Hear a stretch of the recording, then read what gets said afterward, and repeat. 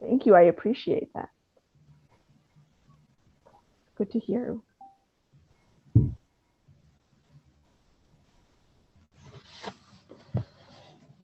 Sorry, we're working in the background because we're having a little difficulty with the stream. So I apologize for the back and forth really quick.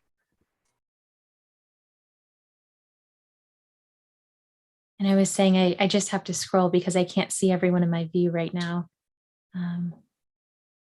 Just want to make sure no one else has any other, anything they want to share before moving on. Oh, Sarah. I would hope that the minutes capture when APL staff are recognized and complimented and the work that they're doing. Thank you.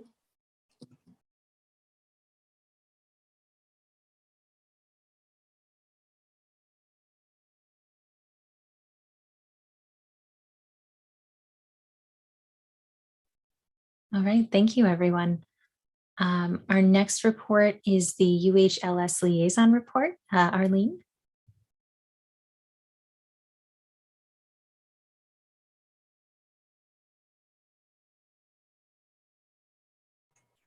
Okay, thank you.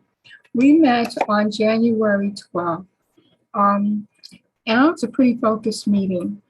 The director shared with us about changes in the staff, a financial specialist who'd been working with them for over 32 years announces his retirement effective March 25th.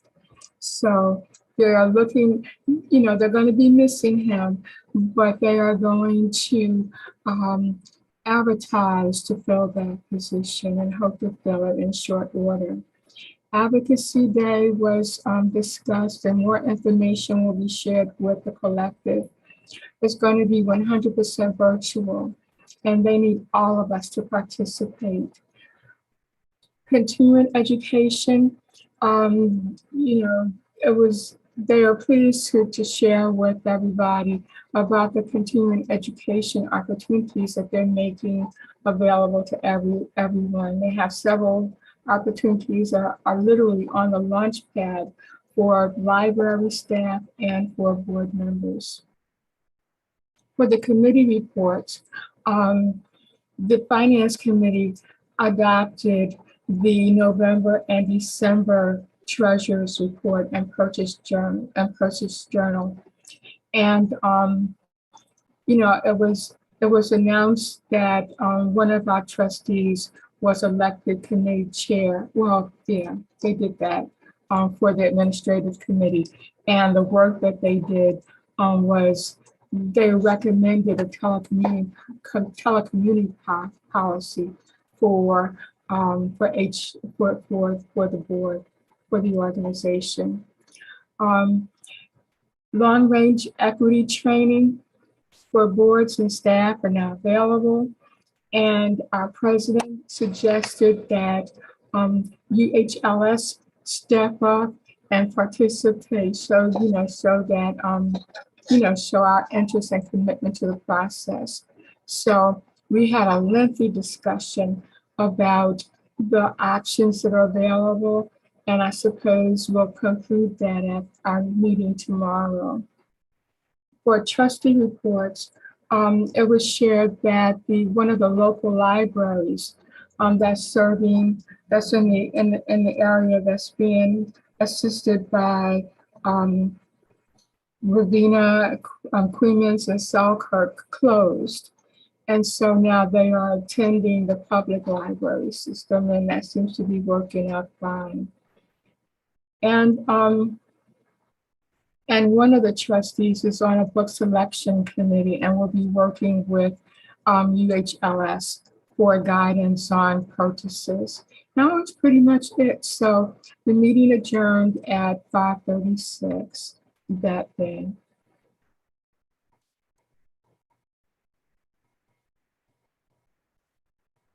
Thank you, Arlene. Does anybody have any questions for Arlene concerning the UHLS liaison report? Sarah.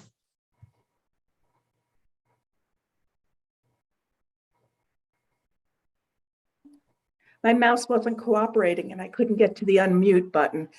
Arlene, are we going to have access to those trainings, and can that be used towards our trustee training? Absolutely, absolutely. So, you know, that was some of the discussion, but yes, absolutely. We just need to make a request for when we want to schedule it.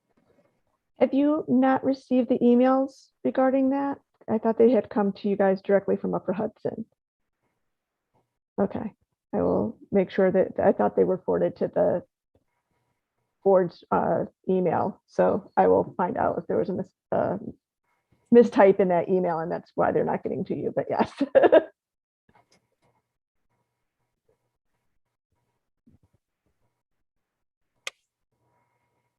Any other questions for Arlene concerning Upper Hudson?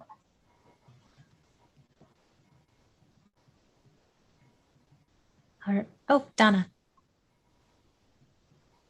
Hi, yeah. Arlene, you mentioned that one of the trustees is serving on the book selection committee for UHLS regarding purchases. Is that a new role for a trustee, or has that been an ongoing I don't concern? know for her, and it was just announced at our meeting.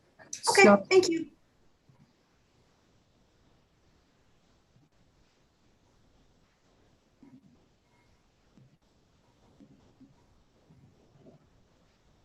Any other questions?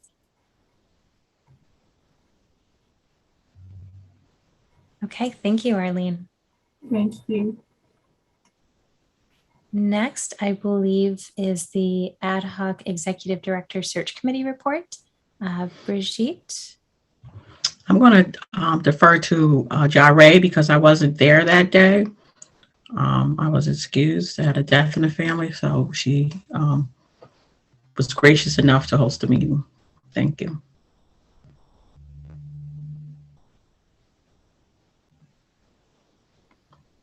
Okay, I wasn't prepared for that. So the meeting went well. We had some questions, I guess. All questions were answered. I wasn't really prepared for that, so I'm kind of a little bit on the spot right now. I mean, I'm not sure what questions anyone has for me. You should be able to read off the minutes if you want to refer to that they were included in the board packet.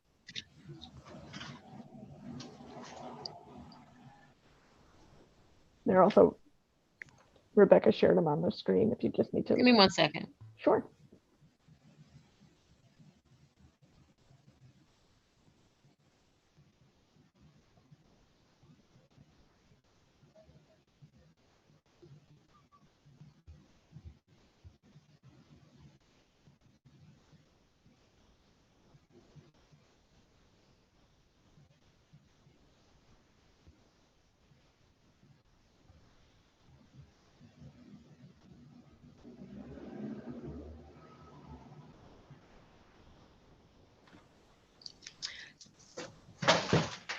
Yes, as I said before, productive meeting with Mr. Keister.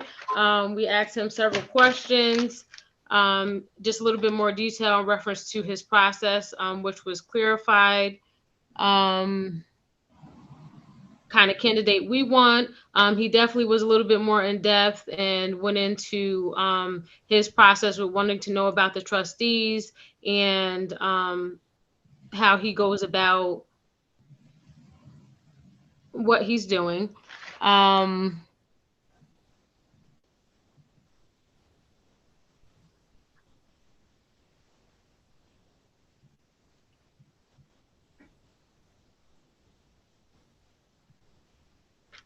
Yep, and that's really it for right now.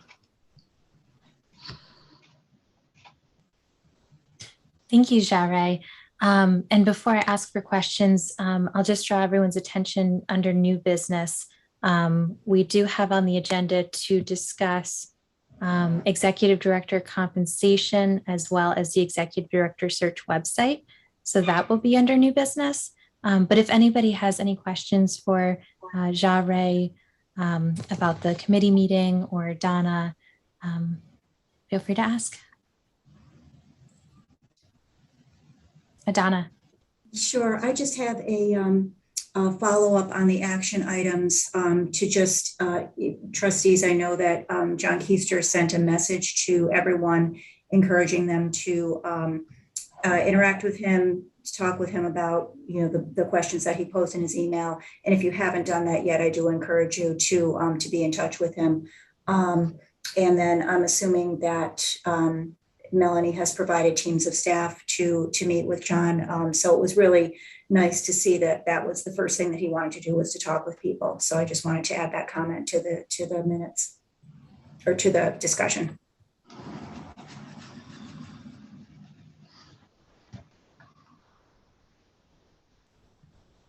Thank you for that. Does anybody have any questions?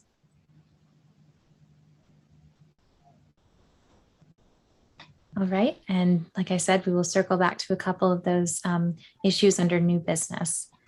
And the last report we have is the Ad Hoc Strategic Plan Committee. And it's a very brief summary of the meeting is over the last couple months, we had reached out to a potential consultant to work with us. We received that we received their plan, which we went into executive discussion to discuss. And ultimately, as a committee, we decided that we're going to put out an RFP to look for a variety of consultants to work with us on the strategic plan.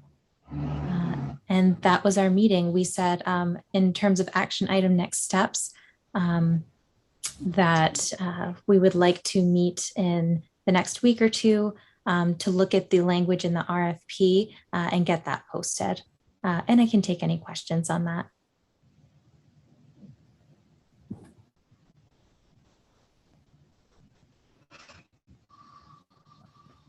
One question, what do we think the timeline is on creating a new strategic plan overall? Because I know we talked a little bit at the retreat about maybe not doing it until we have a new executive director. I just wanted to see if the committee had thought about that in coordination with the RFP and stuff.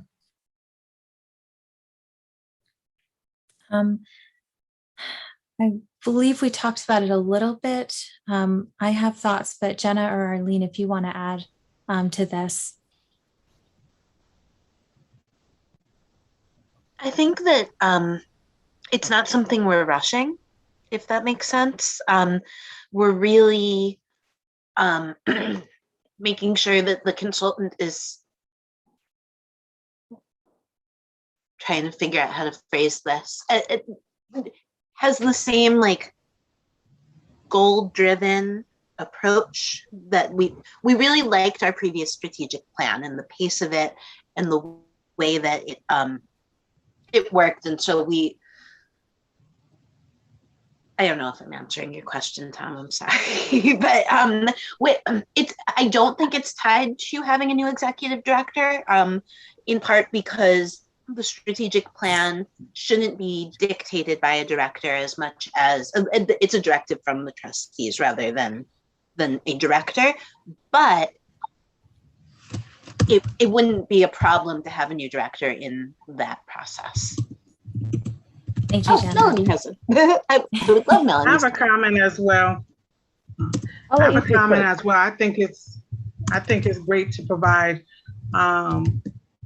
opportunity and opportunity and transparency, and sometimes hearing other ideas or being able to test the waters and see what else is out there in regards to strategic plan and those who are actually in that space. So I think having an RFP is good, and I did mention that before, as opposed to using the same folks that you deal with all the time. Providing that opportunity is important. Thank you, Brenda. Melanie? So to speak upon Tom's specific question, generally a strategic plan is usually about a 6 to 8 month process. And it starts with gaining information from stakeholders. So board, staff, public, and everything. Those can all be done and started before we have a director.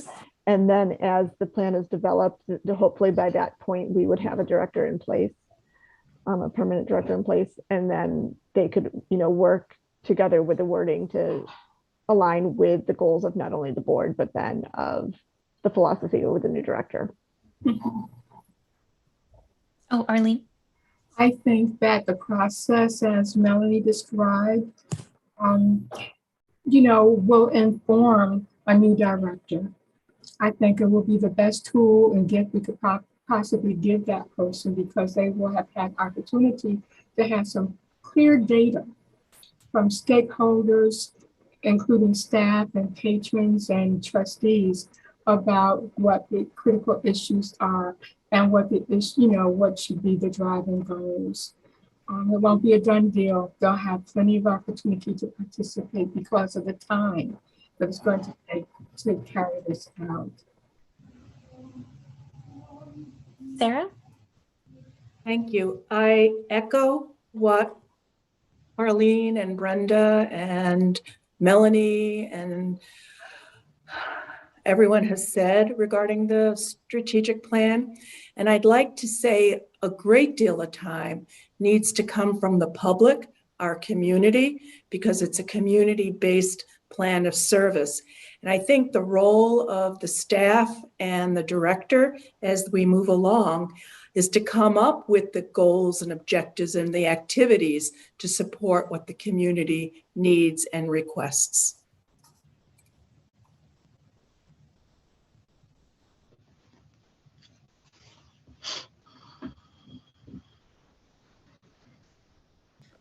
I'll say thus far the meetings have been great.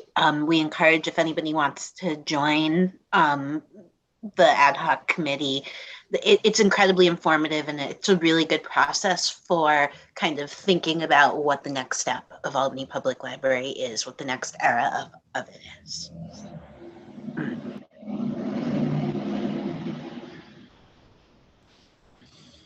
Thank you, everyone, for questions and comments.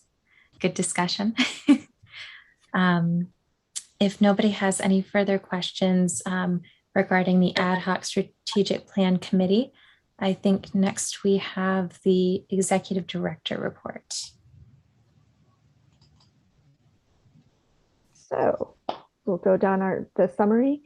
For COVID-19, we did have 5 individuals test positive on staff this month in January. That being said, we've also decided to discontinue our daily COVID staff survey. It was just becoming really difficult with the change in all of the symptoms and addition of symptoms and trying to keep track of all of that. And we are 2 years into this process now. So staff have become very well versed in when they don't feel well, they come in and contact their supervisor and HR and walk through the process. So we have been, that's what we're instructing staff to do. We stopped that as of February 1st. Staff have been instructed to inform their supervisors and HR when they're not feeling well, and they'll determine on a case-by-case basis how that is handled and how it affects their leave accruals. For services and programs, we've started a couple new programs, including a new story time and book club, and a virtual graphic design class for teens. So we're really excited about all of that. I do want to point out that we did get a flag on our YouTube account for a potential copyright violation. That was due to one of our story times used a book that wasn't covered under the umbrella copyright license that a lot of the publishers have given us during the COVID to do virtual story times. So in the meantime, what we've done is we've taken down all of our YouTube story times. And as we transition from a virtual storytime environment, hopefully in the near future, to an in-person storytime environment, we will only be keeping the virtual ones up for 1 month to avoid any potential issues with that. But we are also doing an audit and making sure all of our storytellers do make sure that any books utilized for recorded story times are covered under the copyright licenses that have been given by the publishers. This does not include the live story times because they are considered similar in ELK to if we did an in-person story time. The issue is when they become recorded. Operations, our construction projects at Bach and North Albany are coming towards completion. We're very excited about both of those. North Albany is probably at about 99%. It's just we're waiting on that front entrance. So we'll probably be able to start moving into that location and at least getting things set up before the doors come in. And I want to say it was very exciting seeing our boiler project at Washington Avenue. If you've ever been in the boiler room, it looked like, you know, something from the turn of the century with big hulking boilers in there. And now it's no longer there. And the pipes are all being rewrapped and everything. And it looks so pretty. It's amazing. I do want to add that because if you geek out about facility stuff once in a while, it's a really cool thing to witness. Administration, we've had a lot of staff shifting around between branches. We've had several staff members have been promoted or have taken positions at other branches. So we're currently working through what that means for staffing of the branches, because as one person moves to another branch, then it opens up their position at their previous branch. So we still have quite a few vacant positions because of that. And we're trying to fill in addition to the executive directors. So, so far it hasn't impacted services as of yet. But we just do want to give that caveat that between our vacancies and COVID, we do sometimes have the potential for shortened services, but knock on wood, it hasn't happened yet. Our statistics, our e-material checkout is still tracking to be about 1/3 of our overall circulation for materials. This has been the case primarily since COVID and since the pandemic, as people have shifted their reading methods. But it is starting to track over. So it used to be more than 1/3, and now it's shrinking to 1/3. But it's still quite up there, considering that's 1/3 overall, 7 branches. So if you consider our E branch as an 8th branch, 1/3 of our circulation is coming from that electronic branch. And I will mention our reference and computer usage numbers are still tracking up as we continue to open up services across the system. So once we relax some of our appointment restrictions and allowed study room use, we're starting to see some of those numbers tick up. So we're excited about that as well. And then for safety, we continue to see a slight uptick on incidents happening as we open up to the public. We have more public in the building, which is leading to some additional incidents happening. We did have 6 loss of library privileges letters that happened to go out. 4 of the individuals were due to threatening behavior, but that was over 2 incidents. So there were 2 incidents with 2 and 2 members getting into our physical arguments. So we had to have them have loss of library privileges because of that. And our other 2 individuals were due to bathing in our restrooms. So we have cracked down on that as well. That's one of the unfortunate side effects of having a single-use restrooms. They are very beneficial in many aspects, but because the people can utilize them by themselves, we do see an uptick in that. But I believe since those 2 loss of library privileges have been implemented, we've seen a slight we've seen a reduction in that. We haven't seen any other cases since those 2, and they happen back to back. So everything else, that's the overall summary of what has happened. If anybody has any questions, I'm willing to speak on them.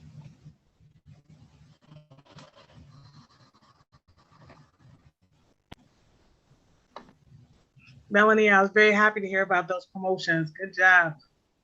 We were too. We're very excited. It's some that we've been expecting because they've done really well in furthering their education or furthering their skill sets. So we've been very excited to promote those individuals.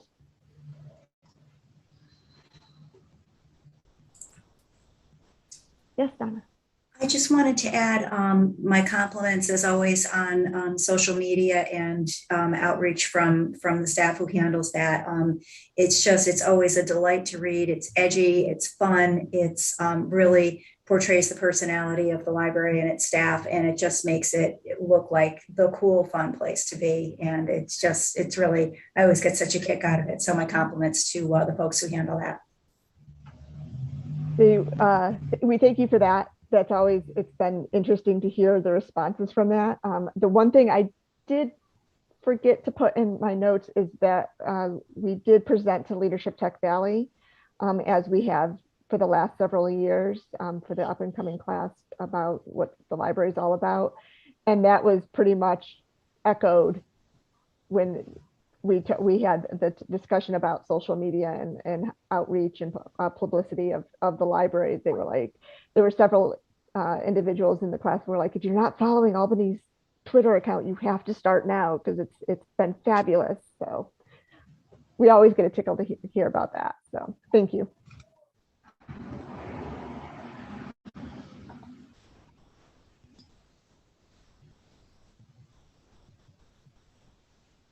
And I did give a plug that we'll have several open board positions this year, potential board positions. And I have to admit, out of all the classes we've spoken to over the last 5 years, this was the first where I had the majority of individuals in the class were Albany residents.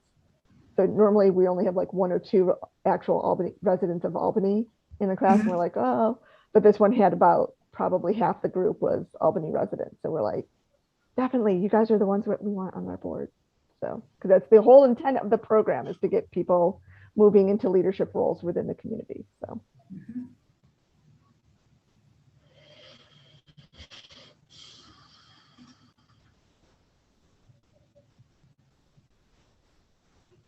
Thank you, everybody.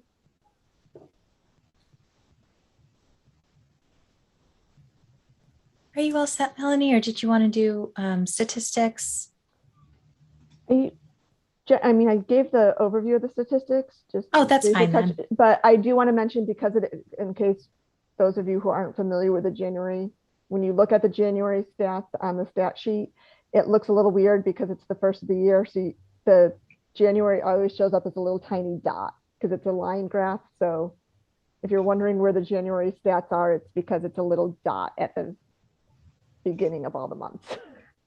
For those of you who aren't used to seeing the January stats.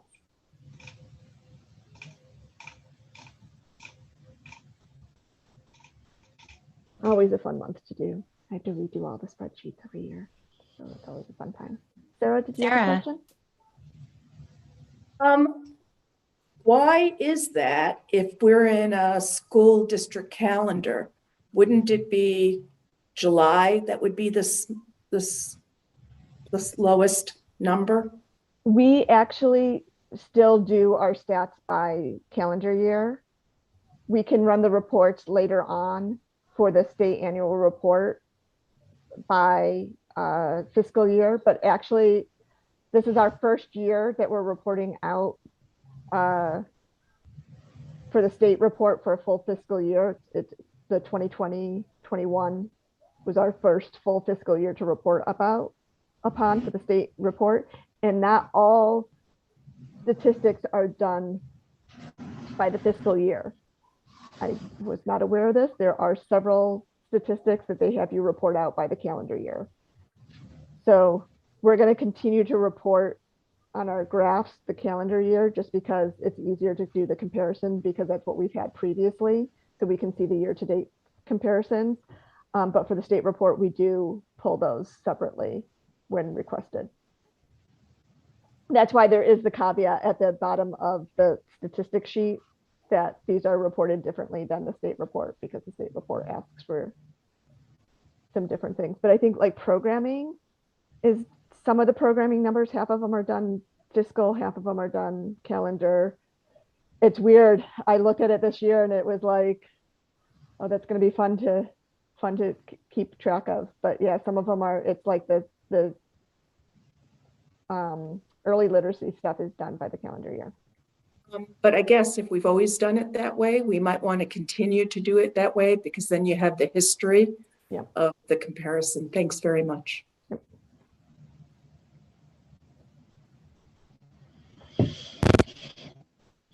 Any other questions for Melanie before we turn to new business?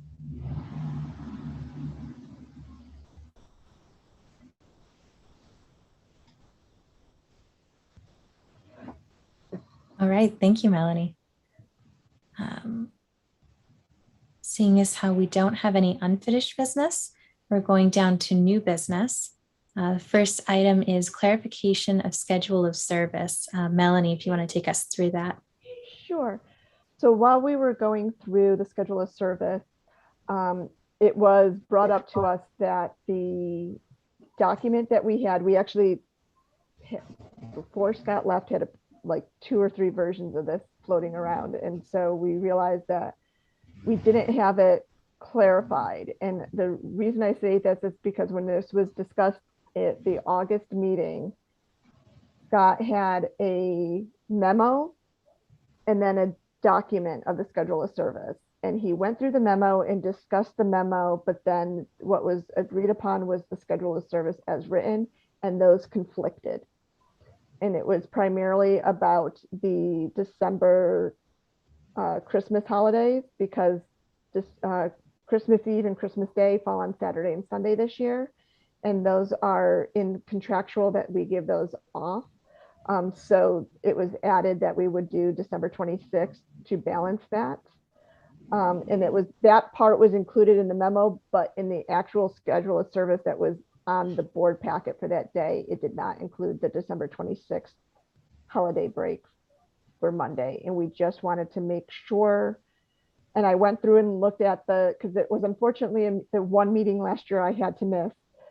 So I wasn't there for the conversation. So when I looked back at it, it was still really difficult to determine what was approved. Was the memo with the December 26th date what was approved, or was the document with the schedule of service without the 26th approved? And we think it's the one with the 26th, but we just wanted to confirm with you guys. Am I stating that correct, Bob? Because it came into play during a memorandum of agreement that we had with the union to offer, because it's still with the 2 days falling on the weekend, we still had to do one extra floating holiday. So we did want to make that clarification. So in terms of the motion, we're looking for what, Bob? Motion to approve. Are we clarifying, or are we approving an updated schedule of service? I think it's just to add December 26th as the observed holiday to this year's schedule of service.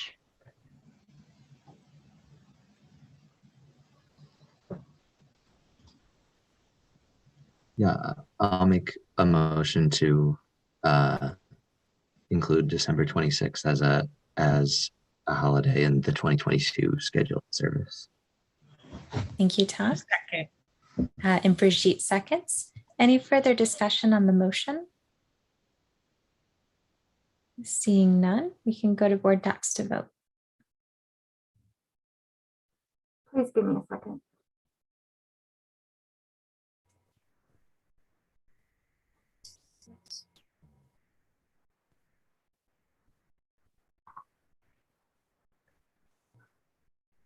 I vote yes.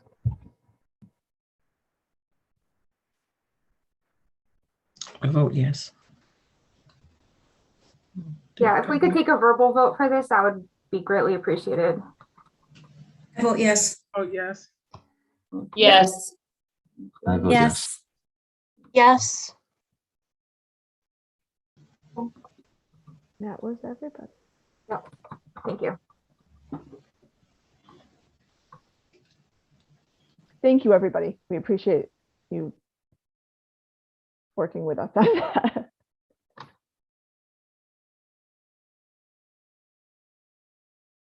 Okay, sorry, I'm just shifting screens. The next item under new business is discussing executive director compensation, I believe in regards to setting a minimum compensation amount for job posting, but I will turn this discussion over to the ad hoc executive director search committee if any of you all would like to discuss this and set the stage for the board as in terms of what exactly you're looking for. John wanted to put it in the website, but I had a call into UHL to see if, to compare it through other systems. So, but I'm just waiting for a call back from Tim or someone of his designee to get back to me. But I also did just a Google search or for executive director, and it looks like 118,000 to 153 based on education and experience. But I also noticed that in the memo that the information that was provided to you at your request was what Scott was offered 100, and then throughout the years his bonuses or raises came out to be, I think, 108. But it was less than what the previous person had prior to him because they had more experience. So I guess based on experience, I mean, as I said, that the minimum that they started was 118. We could still go 110 or I don't know. So based on experience and education. Yeah, I did a little math based on the information that Adam provided. Thank you, Adam. Just looking at if Scott had offered or had opted to take a raise each year, that would have raised his base each year, and then compounding that. If we went really conservative and said it was going to be 2%, and I don't know what the union raises were for the CSEA folks, but usually it follows, it's in the same range. But even if it was really conservative, 2%, his salary at 20 this year would have been somewhere in the range of $116,000. Looking at the consumer price index since 2014 and ending in 2021, if we tied it to inflation based on what Scott was hired in at, that would come out to 117.8. So, right on target with what Brigitte had suggested as, possibly looking at 118 as a minimum. And again, based on experience, Carol came in with Scott's predecessor with something like 25 years of experience. Does that sound right, Melanie? I don't know if all of it was in leadership roles, but, more than Scott. So it made sense that she started a little bit higher. And it was different years as well. So just wanted to throw those numbers out into the discussion. Yeah, I believe her position previous to working at Albany Public Library was at Newark, New Jersey library system. Mm-hmm. And so she was also director of a large library system prior to coming to Albany. Cost of living too. Also, Scott's pay was not Scott didn't always want to take raises. I was just gonna say. Yeah, so I don't want to talk too much about like personnel stuff in a public meeting, but I don't know that we need to tie it to Scott because it was a more complex thing. I agree, Jenna. You're probably remembering the exact meeting I am. Yes, Jenna.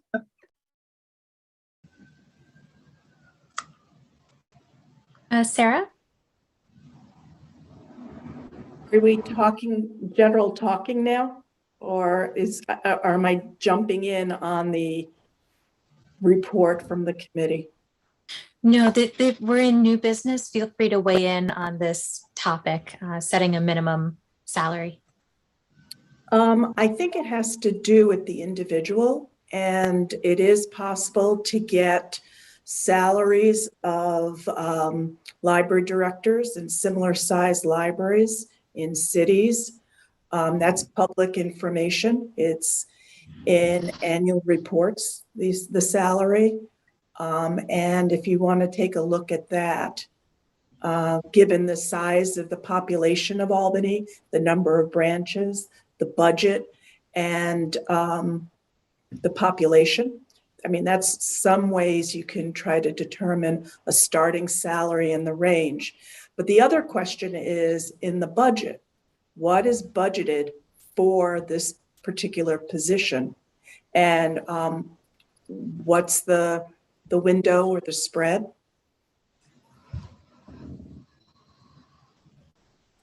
So right now in my current projection, I'm using 120 as just sort of a placeholder. So that is very much in line with what you're talking about. I would also say certainly for this position, there is room for change if you decide on a higher number.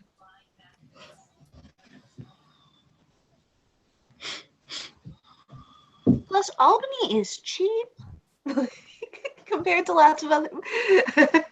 I don't know, but yeah.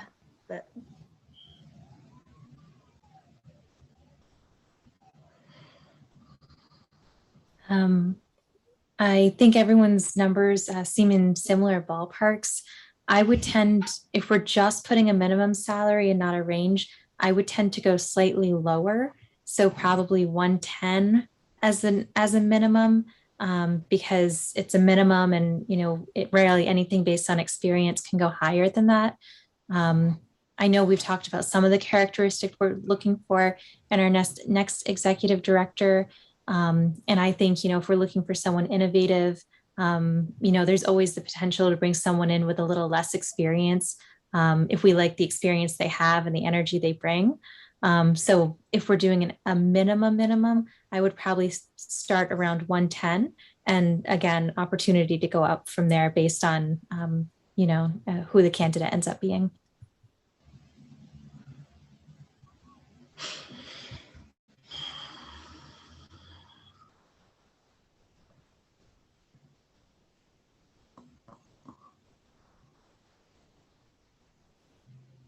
That sounds reasonable, actually. I was also just going to say to address Sarah Dallas's last question. We're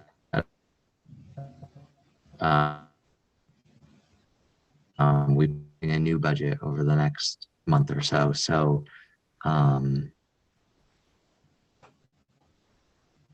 assistant director position is empty right now. So, what we budgeted for at the beginning of the year, we'll be fine for this fiscal year. And for the next fiscal year, we can kind of build that into the new budget.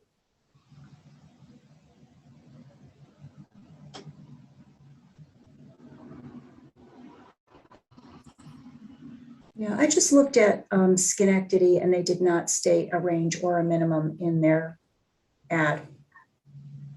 I'm just thinking about, what is the local competition? I think the NYLA exec just got filled. And I don't recall if there was a range stated for that either, but those would be, comps for me anyway. I wouldn't do NYLA, but I could, if you'd like, do a quick search just to give you some of the salaries in the area. But I think what Tom and Sarah suggested seems reasonable to me.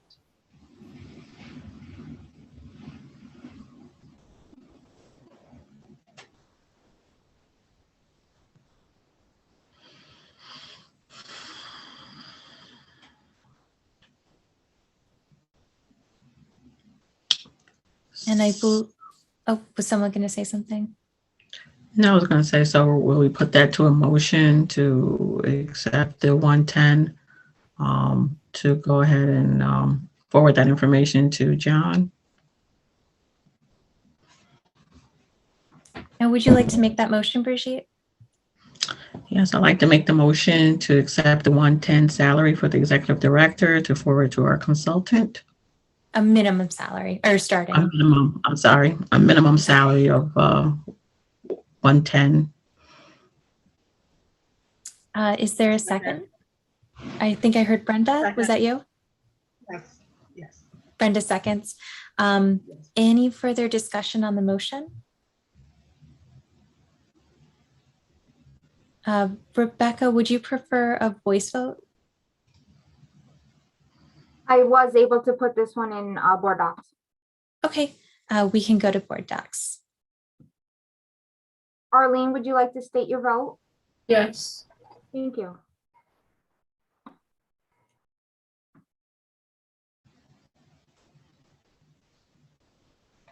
Ray, would you like to state your vote? Never mind.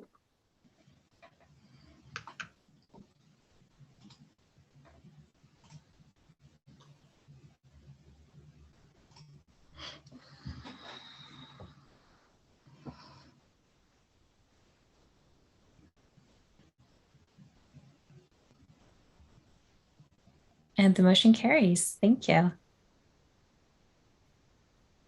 And I think this conversation goes nicely into our next conversation, which is the Executive Director Search website. If the committee would like to walk us through that. Yes, John put together a beautiful website that through discussions with the staff as well as board, and to highlight the nice things about the capital region and why you want to come here, why would you want to move here. I think he did an excellent job into highlighting our history, as well as what qualifications and the opportunity that one would have if they came to Albany Public Library. He also asked for suggestions, and those suggestions were heard and put into this website. The revisions from Donna, as well as the suggestions from Tom and Sarah. So those are in there. But if you haven't had a chance to review it, if you want to review and to add any other information you think that would be relevant, please do so, because I want to, do the vote as soon as possible or get a consensus so we can move on to the website.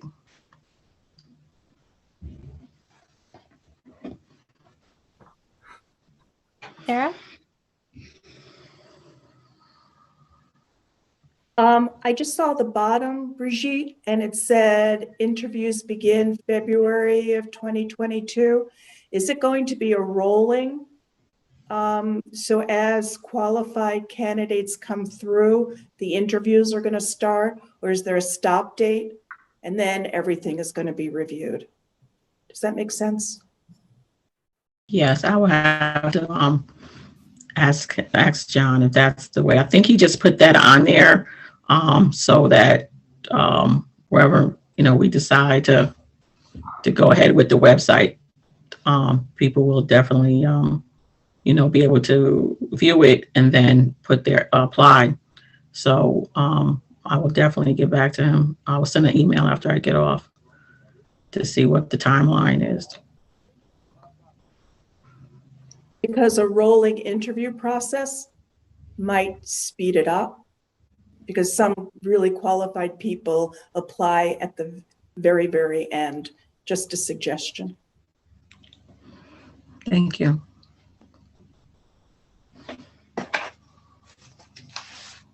So then the language that we might want to use would be, something around, interviews will be ongoing and the position is open until filled. Just to clarify, rather than giving a hard deadline for applications must be received by X, because I think you're absolutely right, Sarah. If it's open, well, somebody might still throw their hat in the ring. Versus, geez, I just missed the deadline. I guess it's too late. We could also change it to applications will be accepted beginning in February. Yeah. But I think I think overall, that's better, Jenna, actually. Yeah. Especially because it's probably going to be at least a 3 interview process.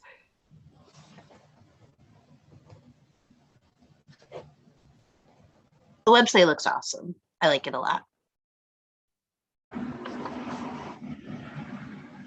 Yeah, he really captured Albany. I'd like to move there. He really did a good job. One last question. I'm sorry. Is there a residency requirement that the candidate must, or the successful candidate must live in the city? Yes. Yeah, I don't know if I saw that on there. Yeah, that'd be a yes.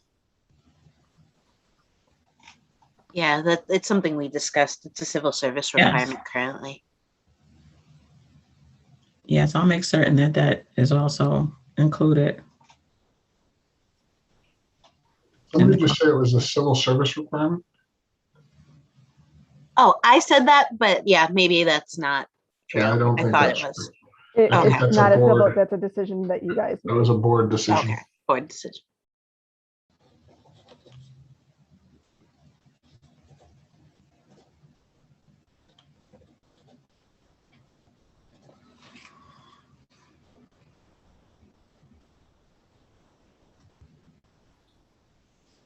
So I don't think we need a motion, but I understand wanting consensus of the board. So with those two changes, I'm good with the website. If the committee, if Brigitte, you want to get back to John with those. I'm seeing Okay. other nodding heads.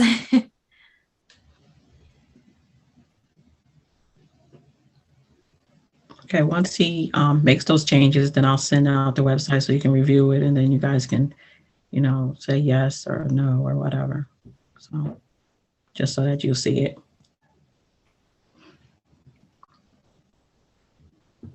Sounds good. Thank you, Brigitte. Thank you.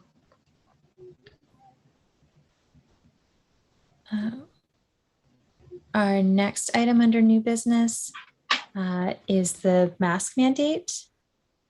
Because we did receive the public comment, I just wanted to give the board an opportunity to discuss our current mask mandate process, if we would like to stay with it. I just wanted to give an opportunity for discussion and trustees to weigh in.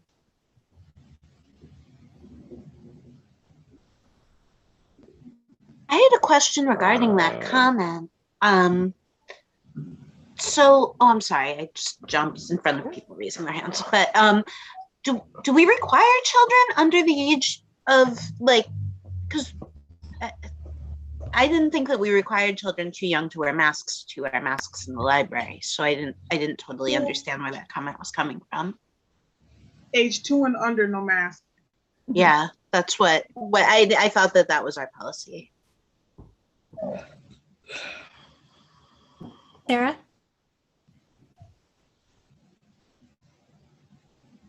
My mouse still doesn't listen to me. I think if I read the paper and I read the mood correctly, the executive order is going to be canceled as of Thursday, which would be indoor masking. And Melanie, if the governor who lives down the road from us is saying masks aren't needed indoors, it puts the frontline staff in a challenging position. And it also puts the APL staff, whether they're required to wear masks or not. Do you mind weighing in on what you've been thinking about? So definitely, we've actually been having conversations with our administration team regarding this. First of all, if you read what she's saying, I think everybody's reading a lot of the headline of like the mask mandate will be rescinded. And if you read the fine print, it's Yes, for those who are vaccinated, will not be required to wear. It's still highly recommended or required for those who are unvaccinated. That being said, we do not check vaccination status of individuals walking into our building. So that is one of the things that has been in discussion.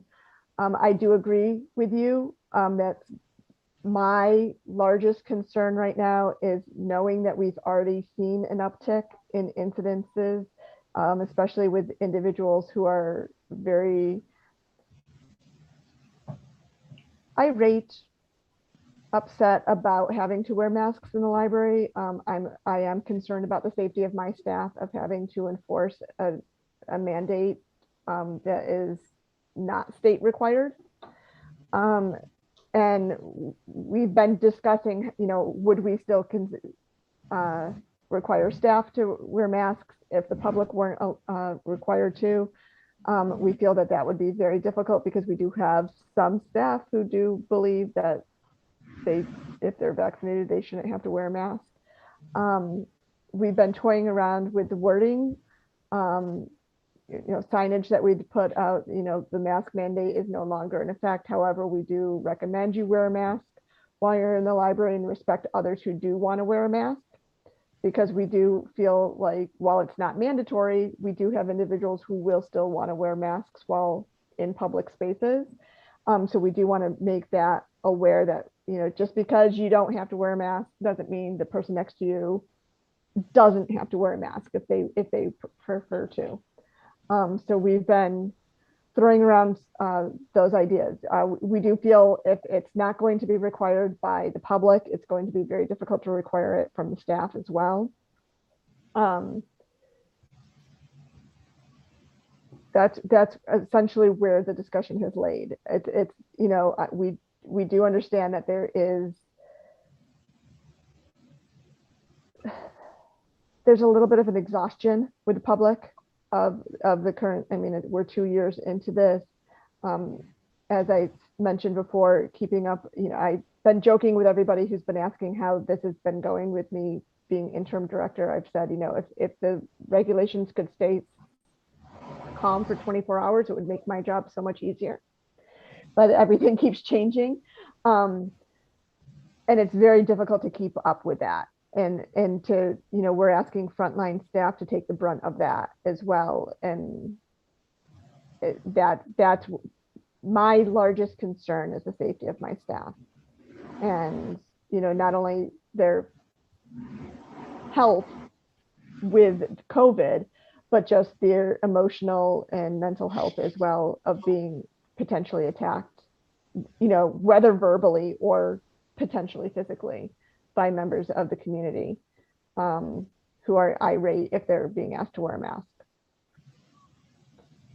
And that's just it. Brenda might be able to speak to that. The question is, Brenda, what is the vaccine rate in Albany? I know the city number or the county numbers, but not the city numbers. Can you elaborate on that at all, Brenda?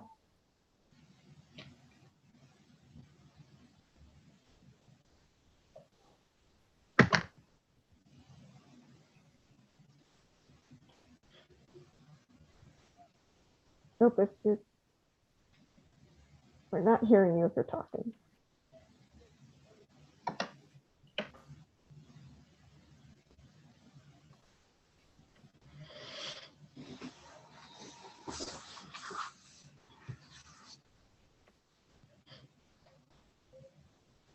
Nope.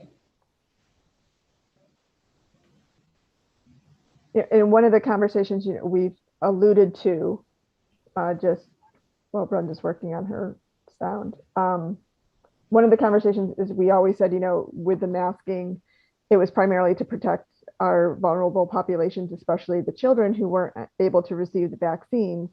Those children 5 and up can receive the vaccines right now, but that's even low. I mean, right now, statewide, that's only at 30%. And I think in Albany County, it's at around 50% of children between 5 and 11 have received their vaccines. So it's becoming difficult to use that as a metric now, because the vaccines are there, they're out. Hello. Yep, there we go. We got you, Brenda. Oh, I'm sorry. I was just talking there. I'm sorry about that. Yeah, when you look at the stats, I think the stats, we start looking at these stats, it just doesn't paint a clear picture, at least for me. It doesn't. When you look at the county, and you can look at the county stats, and we're down, and it say, we're at 53.7 or whatever. You look at days prior, and the number looks the same, or maybe a little bit increased or a little bit lower. I feel that the way that we gauge which way we will proceed constantly changes. So at one point it was the vaccination, as Melanie just said, but once they added other groups to the vaccination um, allowability, I would say, such as our young folks, that 5 and 12, and then you start monitoring that and try to include that in your criteria, but then those rates go down because the students are not getting vaccinated. So where do you go from there if you're making your decisions based on who's vaccinated and who isn't? I think it's so difficult for the schools. I also think it's difficult for APL because if you're going to follow, okay, well, let's see what the school does, or let's see what this group does, or maybe we can come together and make a decision. Well, we're all in the same boat saying, which way are we going here? Which criteria are we going to use to say, hey, no mask? Yes, we're going to do a mask, or yes, we're going to go left, or we're going to go right. Along with that is you have the fatigue from the people in the community, along with many of us, along with the staff. So it's so many elements all the way around. A big, I think, priority is the safety of the staff at APL, as well as the patrons that may be utilizing the library. So as I sit here and listen to the other trustees speak, and I've been in several conversations last week as well in regards to this mask mandate and which way we go, I think it is difficult to nail down a path on which way you're going to go with this mask mandate. For me, right now, I would sit tight because even when you Google and see what's going on, I just Googled a little while ago and it says that Governor Hochul is going to look and talk to her health experts. And, you know, this was just a recent comment that I see in here when I just looked this up. So I think everyone's searching for that particular criteria, that particular path or direction. But for me, it's not clear right now. And for the organizations or areas that I am in, I'm holding tight and wearing a mask. I just looked on the New York Times and they're reporting that Governor Hochul is going to drop the mask mandate on Wednesday, ending a requirement that businesses ask customers for proof of full vax or require mask wearing at all times. And that was just reported 21 minutes ago by the Times. Jenna? Do we know why Governor Hochul is dropping the mask mandate? I just got over COVID like 3 days ago. It's everywhere right now. Are masks not affected?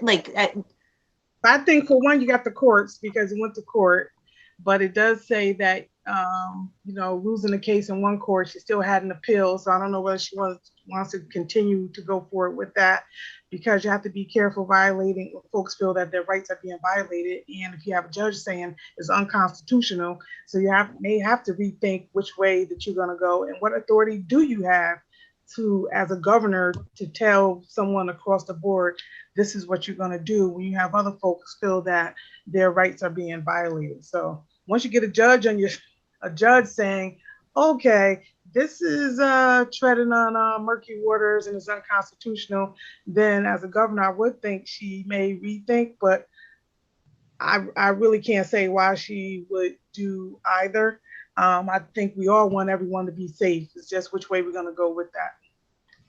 Arlene?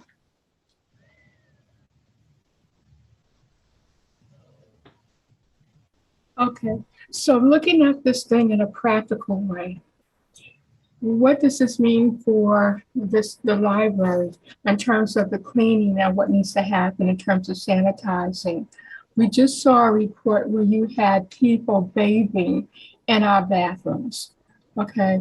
We have people who are coming to us who are bringing all levels of vulnerability.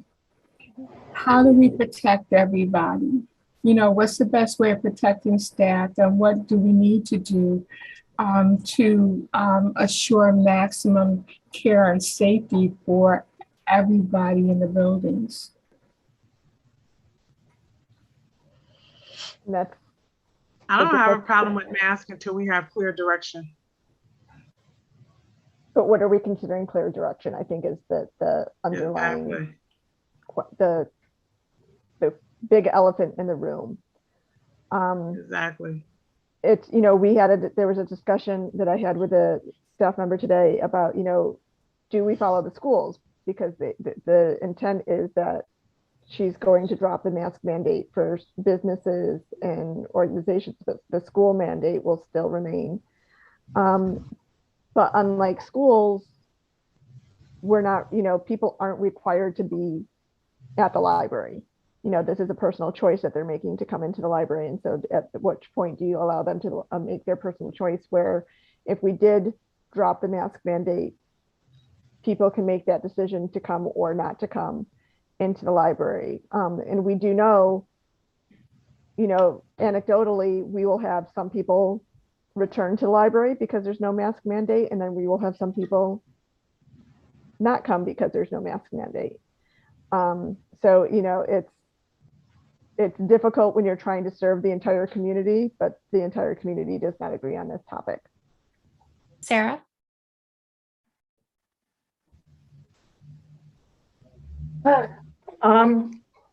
My personal feeling is the safety of the staff is paramount, and we need to protect our staff. And I'm almost leaning towards, as I think this through and listening to my colleagues here, that perhaps if staff wishes to wear masks, that's wonderful, but I don't want staff to be the mask police. It's putting everyone in an untenable position, and that's what I think. Arlene? Why can't we follow the policies and practices of the school district? I agree. People don't have to come, but we serve the school districts. We serve the children of the school districts who are going to go back into those buildings, exposed. I say we may have a legal leg to stand on if we just choose to follow the policy of the school district.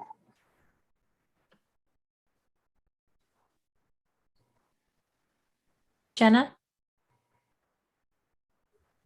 So while I agree completely with Arlene and I want a mask mandate, I think that because we don't have the authority that a principal and teachers at a school has as a library clerk in a public library, I almost just want to ask our staff what they want to do and do what they want to do. I think we're in a very difficult position. You have the authority to put it in whatever rule you want in place. You just have to deal with the consequence of it. If the board wants to set a rule that says masks must be worn 365 days a year for the next 30 years, you can do it. And if you get sued, a court will tell you whether you had that right or not, that right, whether it was justified or not. But in the absence of that, you have the authority to set your own rule.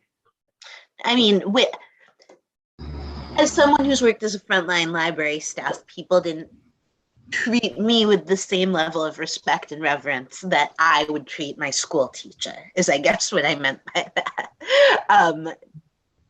But it's good to know that we are allowed to do it. It's just. Of course we are. And I think it's not leaving it up to the employees to say, leave it at their foot, whether they want or don't want.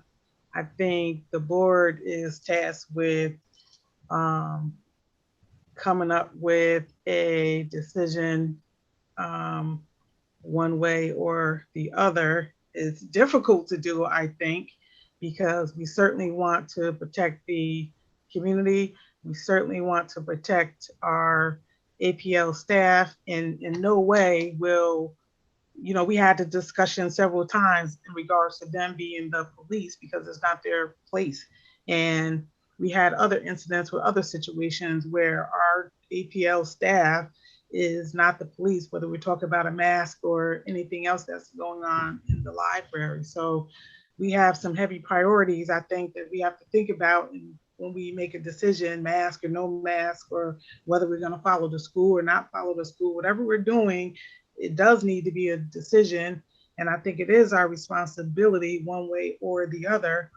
And safety of our staff is also in the forefront. Arlene, I see your hand raised. Yes. I would really like for us to look to see how we can legally align ourselves with the school district. You know, is there a way we can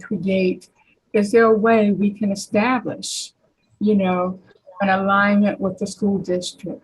Because if that's the case, that is who we're following. We're following the school district policies. I will tell you, remember, Arlene, the school district mandate is the one that's been found unconstitutional. So that's the one that if there is going to be one struck down, that's the one that's going to be struck down. So I hear your theory. I think it's laudable to try and work in coordination with them, but that one might be just kicking the can down a couple more days. Yes, I agree.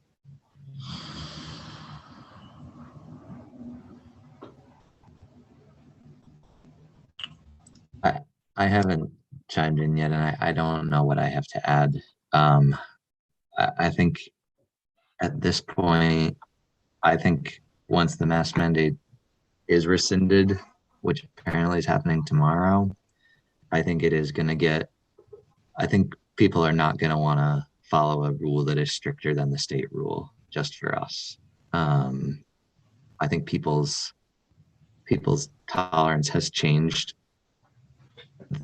now that most people are vaccinated, and the public perceives that cases are on the way down.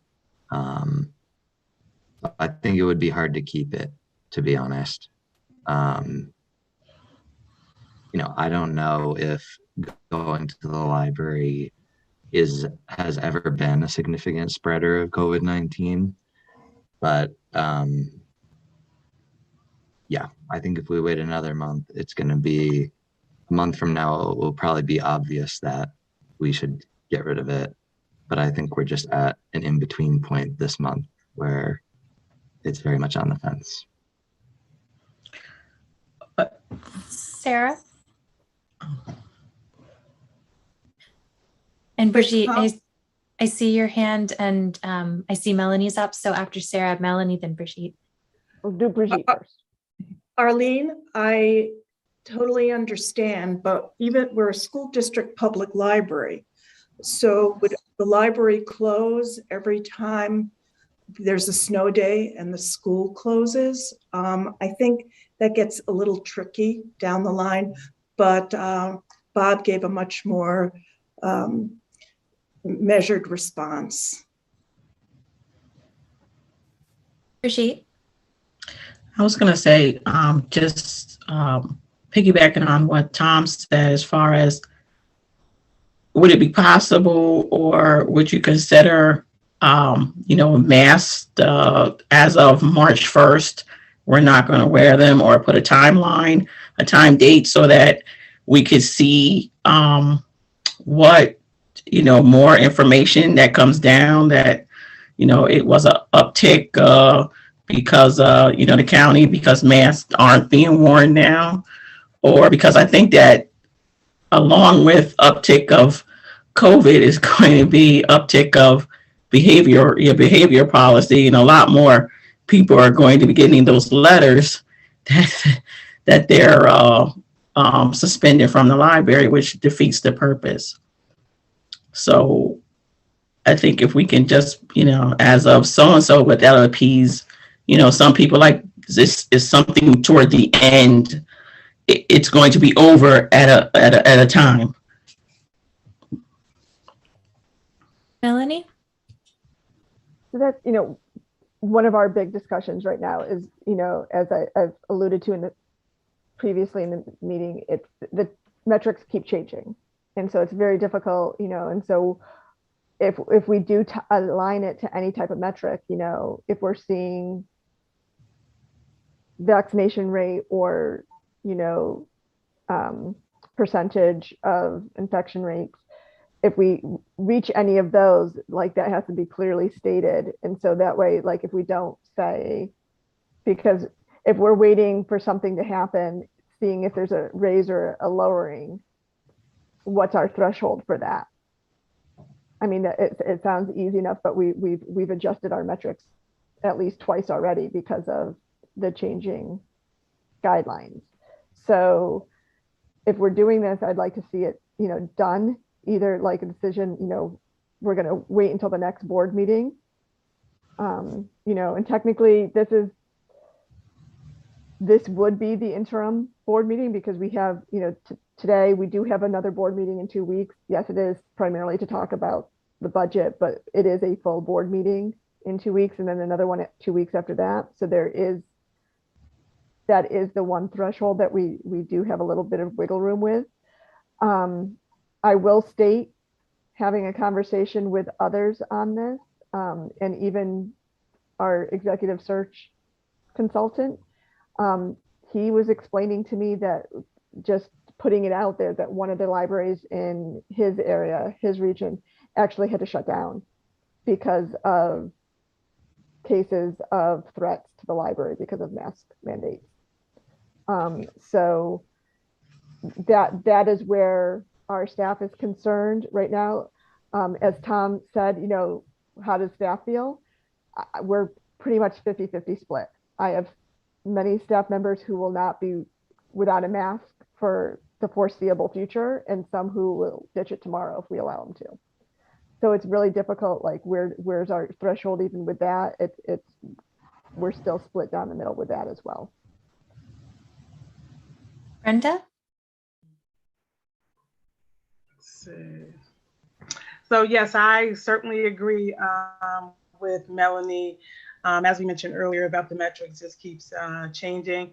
I also feel that holding tight, as I mentioned earlier, for now. Melanie just mentioned a couple of weeks we'll be having a full board meeting.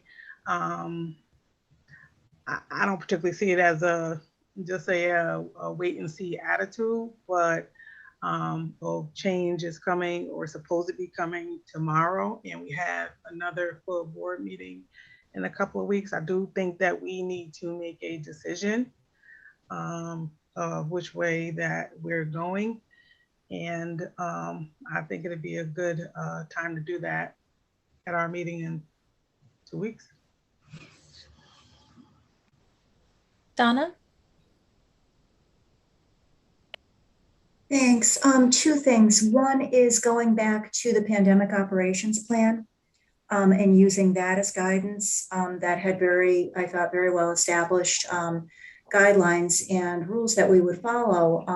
And under the safety plan, it states that New York State is, and this was dated December 14th, 2021 was the last update. Mm-hmm. New York State is requiring that each business or entity, including those that have been designated as essential, et cetera, must develop a safety plan, so on and so forth. And as part of our safety plan, general guidelines for non-staff, and that stated that we expected non-staff to be appropriately masked. So it seems to me to follow that if New York State drops that requirement, whether or not it's essential, I'm not sure that that's consistent with what we laid out in the pandemic operations plan. So it gives us something to, you know, at least to follow or to update.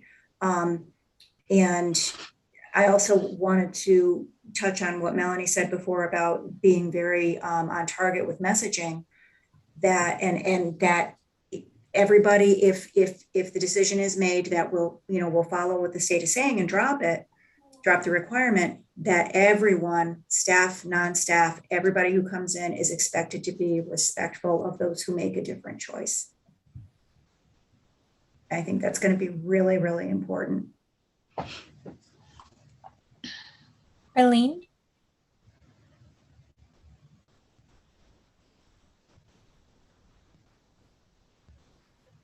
I like the suggestion of waiting to see if there's an uptick. You know, and COVID infections. And then I have a question. What does it look like if we do experience exposures within our branches?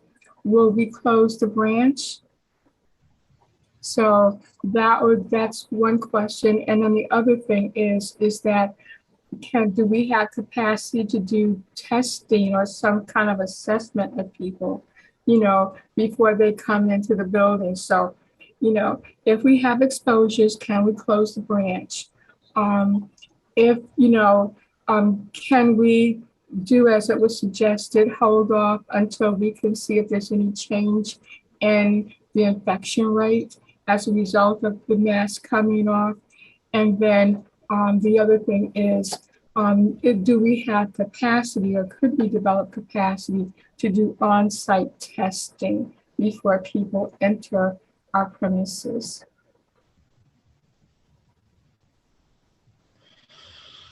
I would like to make a comment about the testing piece. For someone who does testing, that's a heavy lift. And if there's no mask mandate, if you can't mandate masks, you certainly can't mandate testing. That's even worse. That's even a bigger lift. That's even a larger problem than just asking someone or requiring someone to put on a mask. So on that testing piece, I don't think that is feasible for the library. I think that is another huge stressor for the staff and whomever was going to do that. I just don't find that particular piece, as far as testing, to be feasible for APL and anyone entering the library. That is just such a heavy lift that I don't think that is doable at all. Donna, did you have another comment? No, it's okay. It's okay. So not seeing any more hands at this time. I think this has been a really good conversation. I appreciate everybody Oh, I see more hands. Sarah. My concern that I'm repeating for the third time is the staff. And when the mandate comes down tomorrow, on Thursday, do we have to have a decision, or can this wait for 2 weeks? Because I think it's going to happen fast. I see Bob's hand next. I'm not sure if you want to speak to that, Bob, or. Yes, let's hear Bob. Oh, you're muted. You're muted, Bob. You certainly can wait for 2 weeks if that's what you decide. It's what's going to happen in the 2 weeks, and it's hard to know, but you're right. You're probably going to get at least some sniping, if not, complaints. Here's a thought, and I haven't given any practical thought to this, but it might be manageable. What if you maintain a system-wide mask mandate, but you designate one branch as a branch that people could go to without masks, and then just try and staff that location with staff members who are more comfortable with it? And it would just be for 2 weeks, as an idea. That would be very difficult to do in the interim. Yeah, that would require I think that a would little bit be more very hard planning than just doing that tomorrow. That would require some, because it sounds easy in theory, but our staff they're not on consistent schedules. We have a lot of people with odd scheduling, and so they're not one-to-one transfers between branches, and so it would require right. What if we get a bunch of people who don't want to do it? Yeah, that's you don't want anybody to think that they're penalized if they don't want to work in a particular on-off library. I don't think. In which library? I mean, yeah, you wouldn't the want to put them in optics that of position. which library do you pick is the non-mask library. Right. We want to protect our employees. I don't think that it's a good way to go. I see Sarah and Jenna's hands up, and I'm just going to finish my comment from before. I was going to say, I think this has been a really good conversation, but I would ask that we possibly come to some consensus tonight, whether that be waiting a couple of weeks. I think now's probably a good time to start shifting the conversation into what action we want to take, action or no action, but actual next steps. Sarah? And just with the question about closing a branch, if there isn't enough staff to staff the branch, it's closed. And there are many, many libraries in my service area that have to close for time to either do the quarantine or have people recover. I think that's just the way things happen now. And I promise this is my last comment. Jenna? Just quickly, are we allowed to ask vaccination status at the door? You want to. That's And another would that, Pandora's box. okay, that's my next question. Because I know in New York City, you go to a restaurant, you show your your vaccination card at the door.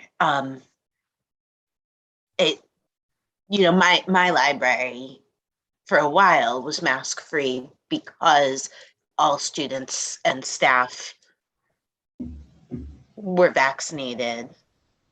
And until cases rose, we weren't requiring masks in the library because we knew everyone coming in was vaccinated because it's not open to the public.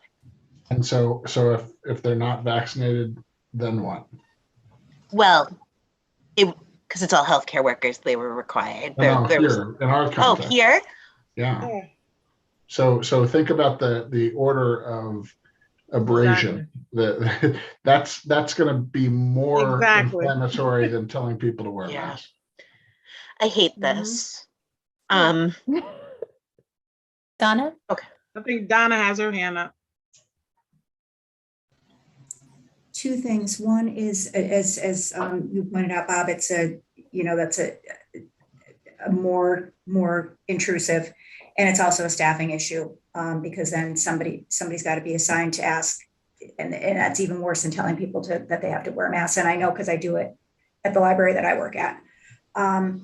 And when we had to stop people at the door, it was a nightmare. But I'm just reading that the Commissioner of Health, I mean, this is all like happening in real time here. The Commissioner of Health is saying that the governor is not going to lift mask mandates in schools. They're going to wait until after spring break or after winter break. And I think we already talked about that. And I know that we can't align ourselves with the school district in that regard, but in terms of modeling and what that cohort is doing, that's not going to change until after winter break. It looks like, at least that's what's being reported. So one theme that I keep hearing tonight is safety of our staff. In one way or another, we want to make sure that our staff is safe. And I don't remember if this has been proposed yet tonight or not, but what about requiring masks for staff and not for the public? I know, Melanie, you were saying there are staff of different opinions. Would that be too? I mean, we've actually done that already because I believe we had, I'm trying to remember back to the summer. I think we required all staff to wear masks at all times, and patrons were allowed to go maskless outside the library if there was outdoor programs, but we still required staff to wear masks for those outside programs as well. And here's why I'm thinking this. One, to hopefully provide more protections for staff, but also if we didn't really have signage in the library mentioning a policy one way or another, and patrons walk in and they see staff is completely masked, it might actually encourage patrons to put on a mask if they don't see signs anywhere saying, you don't have to wear a mask. Just you walk in and you see staff wearing the mask, maybe you put a mask on. Jenna? I kind of want to let staff make their own decisions about masking if we're not allowing patrons, or if we're not requiring it of patrons, because I think that I think staff will see it as paternalistic if we're telling them we're protecting you, so we're telling you what to do. But noted. I don't want I don't want to just shut you down. But what if we put up signage that says we encourage masking? Like we even if we're not allowed to say that we're requiring it, I think we could certainly say, please consider masking when you come in the library. So I have Brenda, a comment. Yep, go ahead. I have a comment because you mentioned about the staff wearing masks and patrons not having to wear masks, and perhaps if they see the staff with the mask, then perhaps they would go with the same. One of the problems that I see with that is some of the negative engagement that happens when, okay, you have staff with a mask, you have a group who comes in and doesn't wear a mask, but then you have a group that comes in and is wearing a mask. They see the other people without a mask, then they get angry. And we have a lot of altercations that have been in the news where one group has a mask, they see the other people across from them with no mask, so then they get in an argument, and then it's a fight because they feel that that person should have a mask, especially if the staff wears a mask. So I do see issues with that as well. So I don't think just having the staff wear the mask and other ones not, because you may get patrons who do wear a mask and look at other people, and then there's an altercation. My question is also, are the staff in the APL, when you say wearing a mask, are they wearing N95s? We have purchased the KN95s for staff to wear and have offered those for them to use should they want to. That's what they need, yeah. But that's what they need to have. I'm sorry. We haven't required it for that. We've offered, but some are still, I know some individuals are still wearing their cloth masks.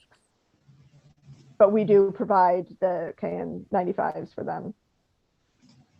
And we do have several staff members who have purchased them on their own and are wearing them on their own. So it's inconsistent because we're not requiring them. We're just requiring them to be masked.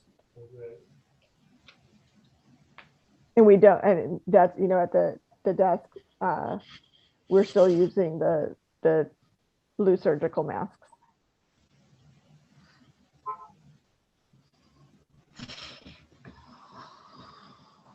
Any other proposed solutions? I think I'm hearing, treating everyone the same, patrons and staff. We heard earlier, waiting until our meeting in 2 weeks. Any other proposals or ideas?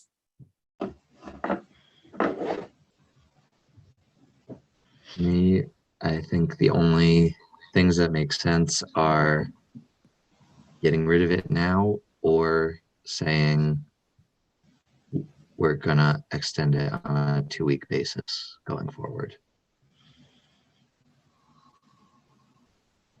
I don't know which one is a better idea, frankly. Well, prior to this meeting, I was thinking we would be of the thought process of extending, but after hearing a lot of really good points being made about, potential altercations and COVID fatigue, I'm starting to hear maybe leaving it up to personal choice more. Because there's nothing, of course, if we don't require masks, there's nothing saying that somebody can't wear a mask if that's what they want to do. And that's why we said if we went in that direction, that would be the message that we would portray to the public, is that please be, while masks are no longer required or mandated, we ask you to respect those who make the choice to wear their mask.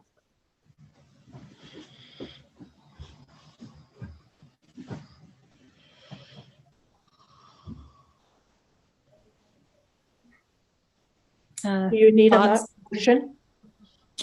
Bob, what do we need to resolve this discussion? You're muted again. Bob, you're still muted.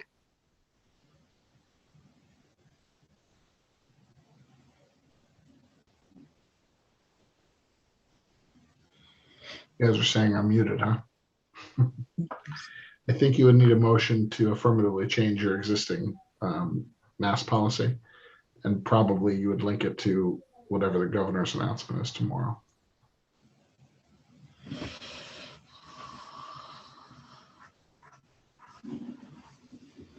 If you left it alone, if you didn't make a motion at all, it would just stay in place and you'd have an opportunity to reconsider it at your next meeting. So if we didn't do anything, we would still have the required masking policy in place. It would just be the library's policy after tomorrow, it sounds like.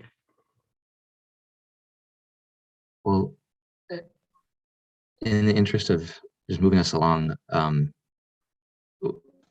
I'd be willing to just put a motion out there and we can vote on it. And it, like, if people want to vote no, that's totally fine. And we can just poll ourselves and see where we're at. So I'll make a motion to beginning tomorrow or Thursday, depending on the time of the announcement. Let's say beginning Thursday of this week, Albany Public Library will align its mask policy with the state of New York indoor mask policy. Is there a second on that motion? Sarah? Any further discussion on that motion?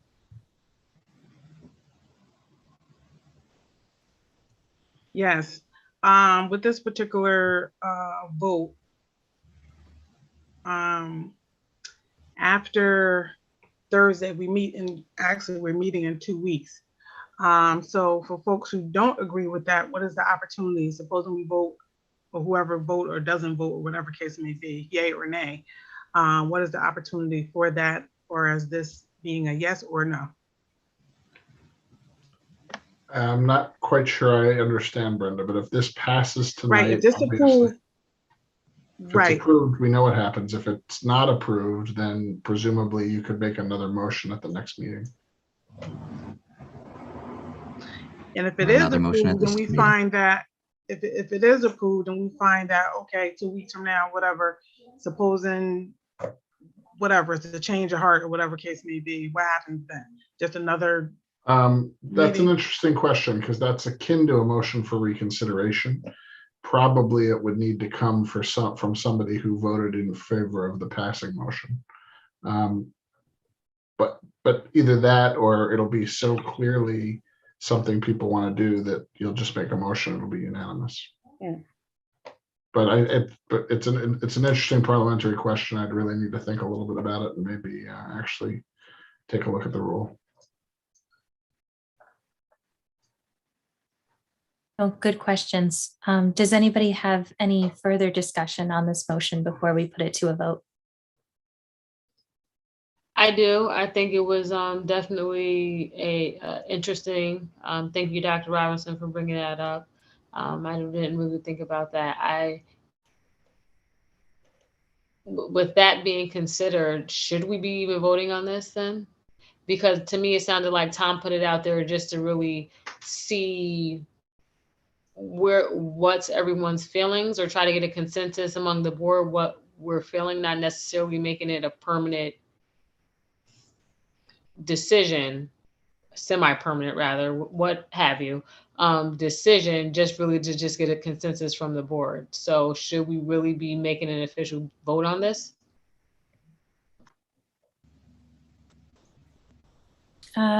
We currently have a motion and a second, so we do have a live motion on the floor. I believe the parliamentary procedure would be to rescind the motion, but right now it's currently a live motion. I mean, people are completely welcome to, vote your conscience on this. So if the majority of the board disagrees with this and votes it down, it gets voted down. If a majority of the board agrees with this, then the motion will carry. And I get that. I'm just saying she opened up the. Jare, just to answer that, I mean, I'm personally willing to bind ourselves to the vote.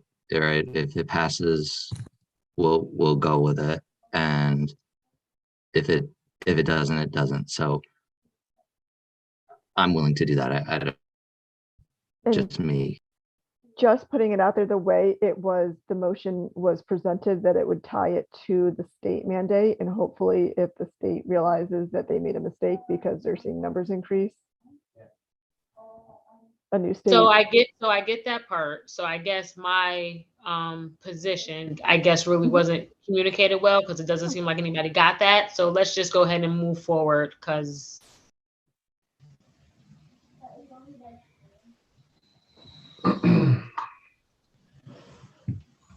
Donna.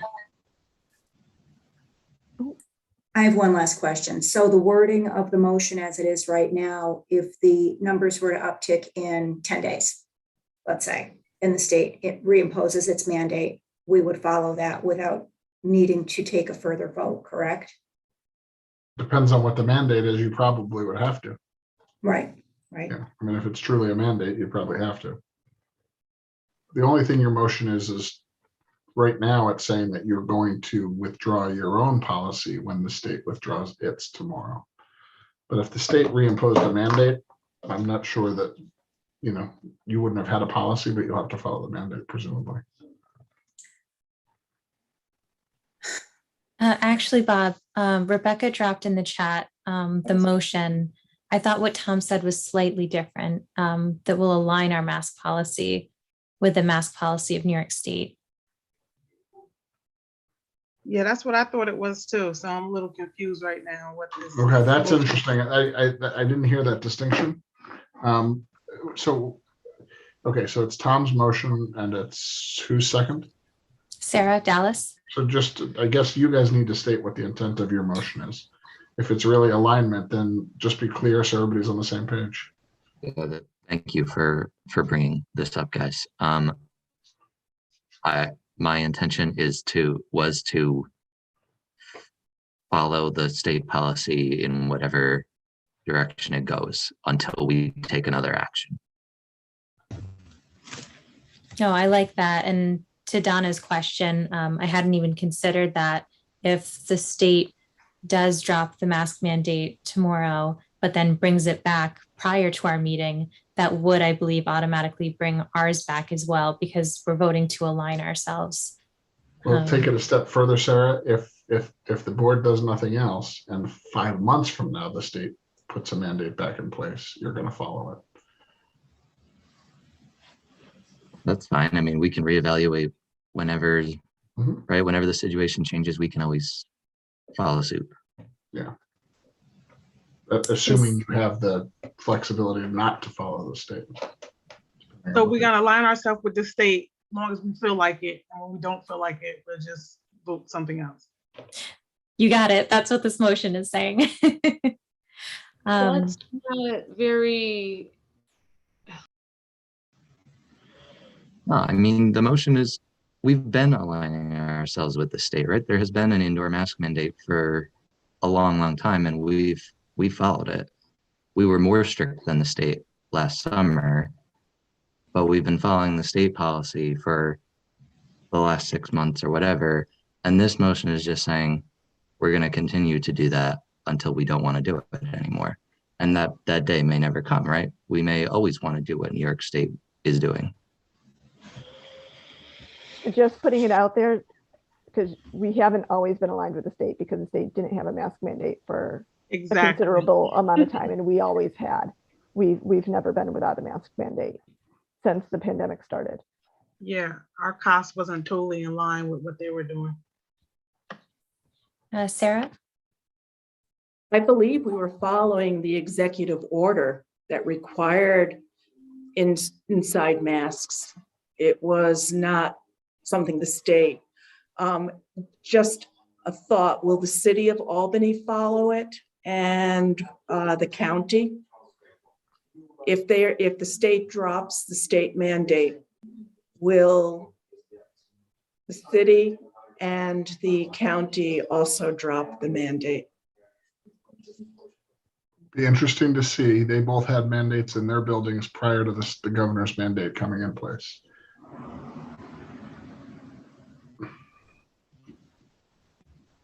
am looking at the time, and this has been a really productive discussion, but I believe I will call the vote. Rebecca, would you like this in board docs? Yes, was the motion that I put in the chat, is that set? Tom, can you confirm the second one that Rebecca put in? She just added the date there.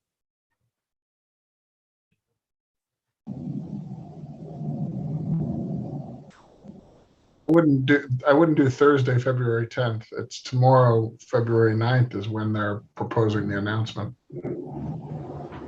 But they would announce tomorrow, but we would allow the announcement to happen and then go the following day for it to take effect for us. Yeah, Which I what think the it makes statement- sense because if she does it at noon or whatever, I don't want, the policy to change in the middle of people's shifts or, Yeah.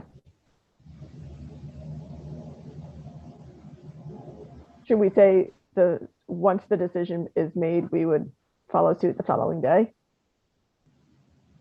For some unbeknownst reason, she just decides not to make the announcement tomorrow and makes the decision on Thursday. Well, again, you're following it. The motion still stands, the same motion.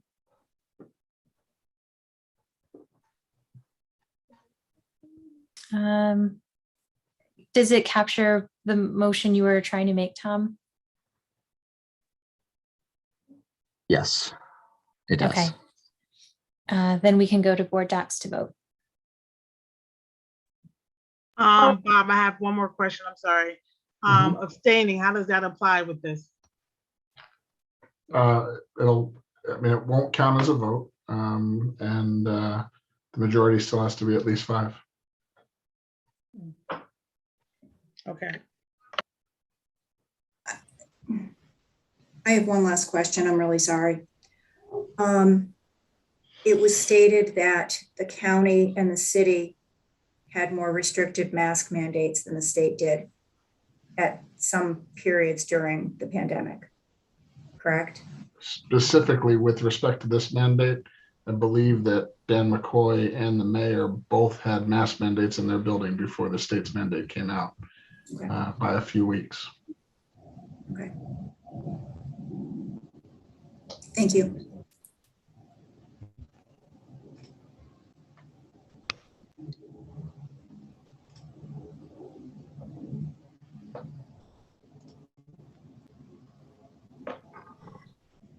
Arlene, would you like to state your vote? No, my vote is no. Thank you. Jare, would you like to state your vote? Give me a second.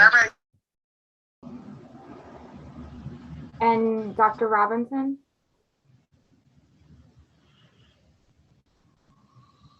Thank you.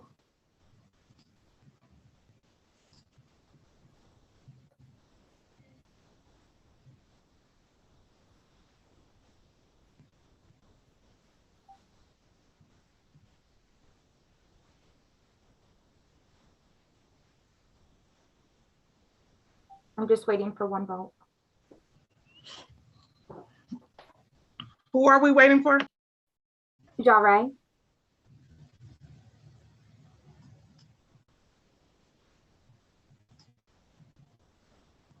Thank you.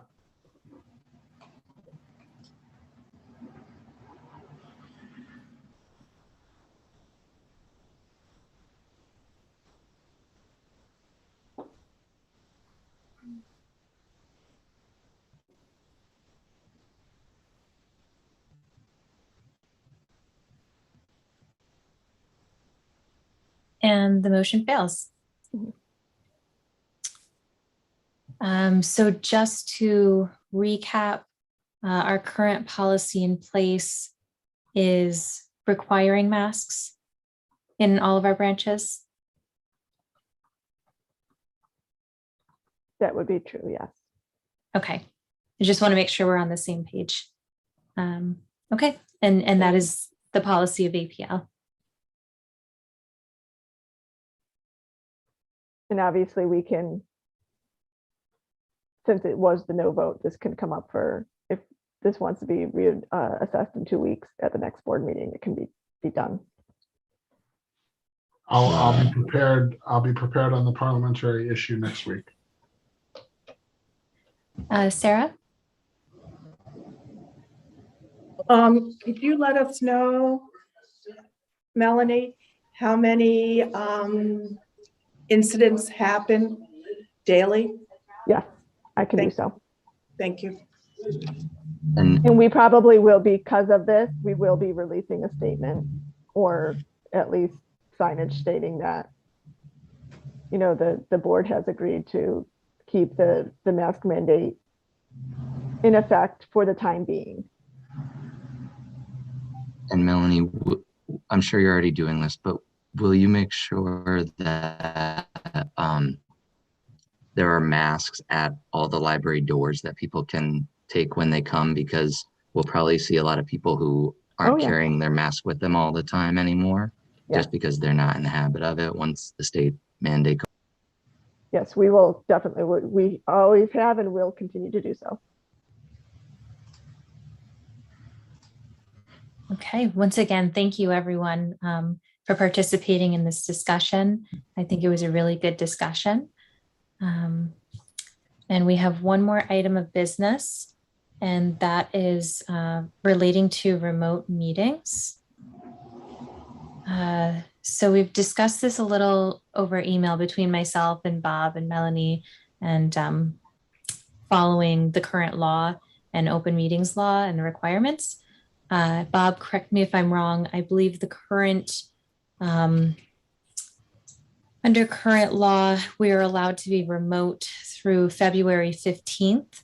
And after that point, the governor would have to renew her executive order, continuing the COVID-19 state of emergency in order for public bodies subject to open meetings law to retain the option to go remote. Sarah, honestly, I think you're a little more up to speed on that date than I am. I can't verify that date, but if that's I was just in it her today. executive order expires, then I'll go with that. The long and short of it is, as long as there's an executive order extending the state of emergency, then you will have the right to continue to meet via this mechanism. At the point where she no longer extends her executive order declaring the state of emergency, that authority will go away. I take Sarah's date as correct. I just don't know. I'm sorry. So then I guess why I wanted to bring it up as a discussion for the board tonight, we don't know whether or not that executive order is getting extended. So in terms of March's board meeting and beyond that, I guess I wanted to get a sense of what the board would like to do. And I don't know if we either want to, do this informally as a straw poll, or we want to make a motion, based on whether the executive order is extended. Which would you recommend, Bob? I mean, when you and I spoke about it, I thought having a motion that says the meetings will continue to be remote as long as the executive order gets extended made more sense, because it gives you the opportunity to change it at a future meeting rather than being caught flat-footed.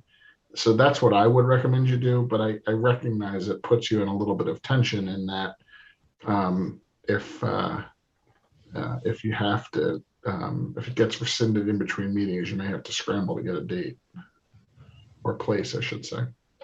I just want to flag that our next meeting is actually February 20th and not the regular March meeting. You're right. Thank you. So it's coming up quick. Mm-hmm. Not that that negates what Sarah and Bob just said, but yeah, I have very little doubt that she'll extend it at least. I'll also throw out there that I think the budget session is one that is particularly helpful to do in person, so we can have casual conversation. But other than that, I don't. And with that statement, if we did have the next meeting in person, would it be fully in person or hybrid?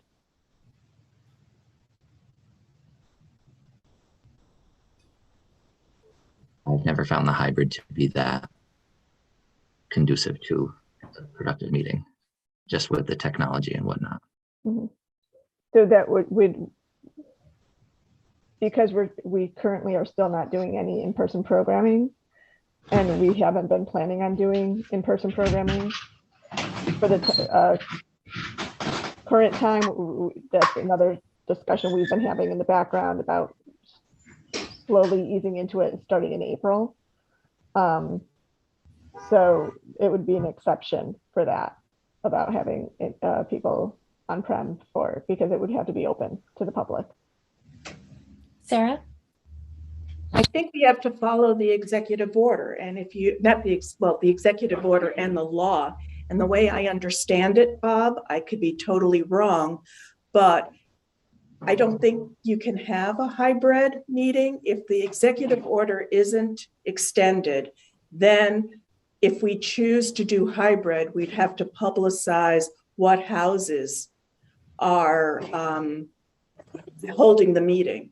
Yeah, no, I agree with that. I think Melanie was getting to a more practical question. It's just simply of if we are going to have the board in person, are we going to have people in person? Because they haven't gotten to the point of doing that yet, right? Correct. It's not having the board hybrid. It would be having the board all in one place, but allowing the public. The way we were doing it, we weren't allowing the public into the meetings, but we were allowing them to view via a YouTube stream. So would we not do the YouTube stream and just have it straight in person?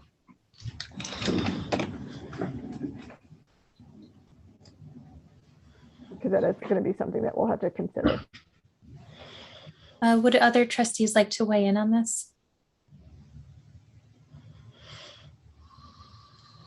In my thought on that just will be, we would have it at Washington Ave for the time being, because that's our largest room and allows for the greatest social distancing. Sarah? Again, this is my understanding. If the public isn't able to communicate, interact, except the way we've been doing it, I see no reason why we can't meet face to face and have the link so that people can participate that way, because we don't know if there's going to be one person coming to the meeting or 50. So even with social distancing in the auditorium, it still wouldn't be safe with the social distancing. Tom? Yeah, I was just gonna, I didn't mean to get ahead of ourselves.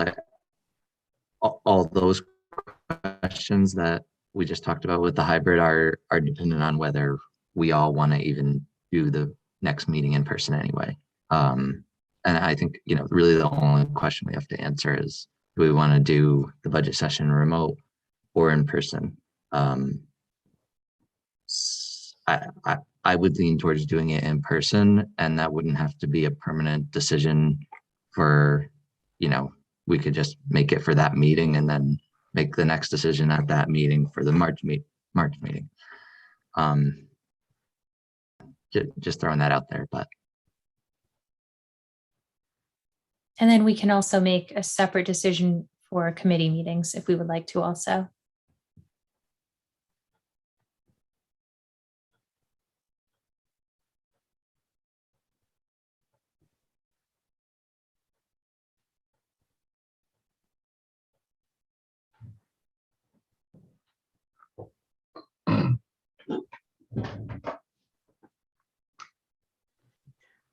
Unless we're required to, I'd prefer to continue to meet virtually,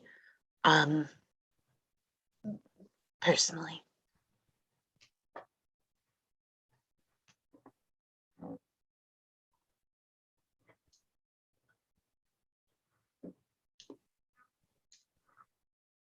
Would any other trustees like to weigh in? Jenna? Oh no, just though I take Tom's top, you're right. The budget meeting is better in person, and I wish I could. I like you all. Yeah, no, I understand that. I mean, I don't hear a ton of support for meeting in person, so maybe we should just put a motion on the table to meet remote next time, February 20th, and then see what happens. 22nd, 22nd, sorry. 20th is on a Sunday, so I don't think anybody wants to meet then. And for all of our committee meetings in the interim, because I believe we already have some meetings scheduled. Yeah. That's what I would suggest. Would you like to make that motion? I'll make that motion. I'll second the motion to stay remote through February 22nd for board and committee. Any further discussion on the motion? And this is with the extension of the executive order. Correct. Sorry, I have to scroll. I can't see everyone on the screen. I don't see hands. If there's no other discussion on this motion, Rebecca, can we go to board docs? Oh, Tom, is that your motion in the chat?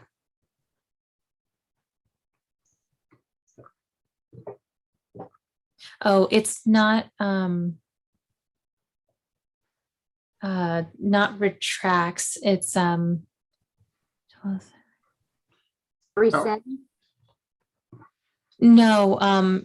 In order for us to do this after February 15th, she has to extend the executive order. Oh, unless.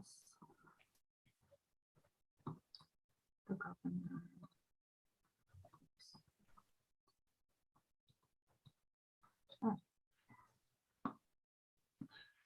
So motion to hold the February 22nd, 22 meeting and any committee meetings through that date remotely unless the executive order expires.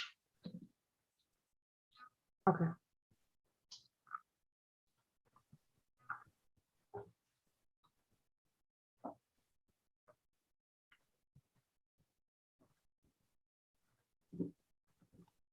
What Bob said.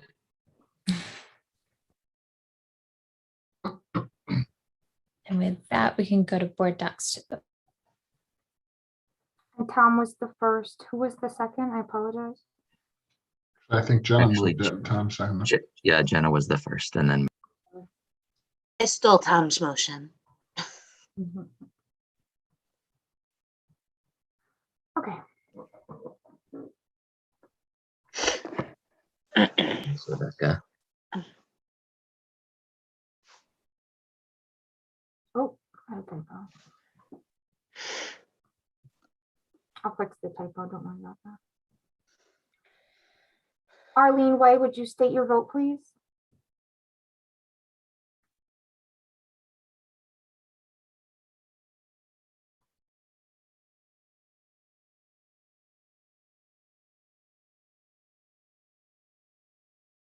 Trustee Way, please state your vote. I abstain. Thank you.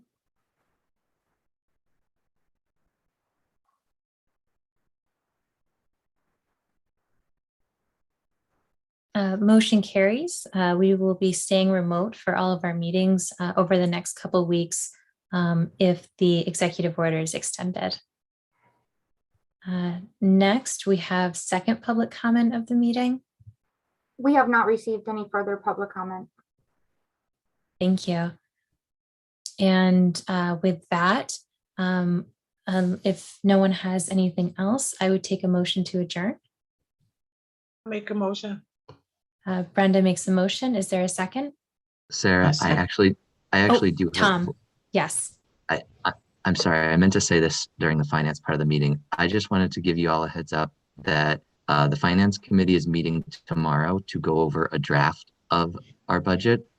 And after that, our committee is going to send out an email to all of you with the proposed budget. And it'll just be a draft budget that we can amend at the budget session. And so that you guys can look at it and see what's coming down the pike for the budget. So keep an eye out for that later in the week. Thank you, Tom. That's appreciated.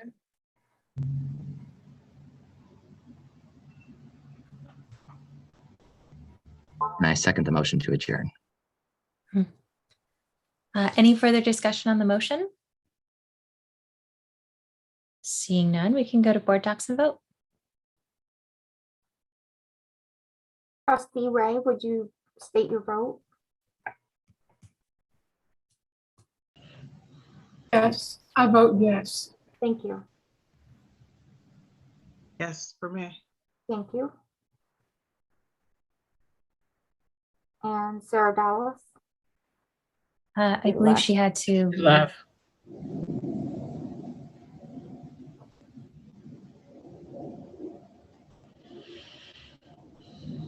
And the motion carries. Meeting is adjourned. Thank you, everyone, for the robust discussion tonight and a solid, productive meeting. Thank you. Thank you, everybody. This was a Night. difficult discussion, and I appreciate everybody's input. Thank you. Good night. Good night. Good night.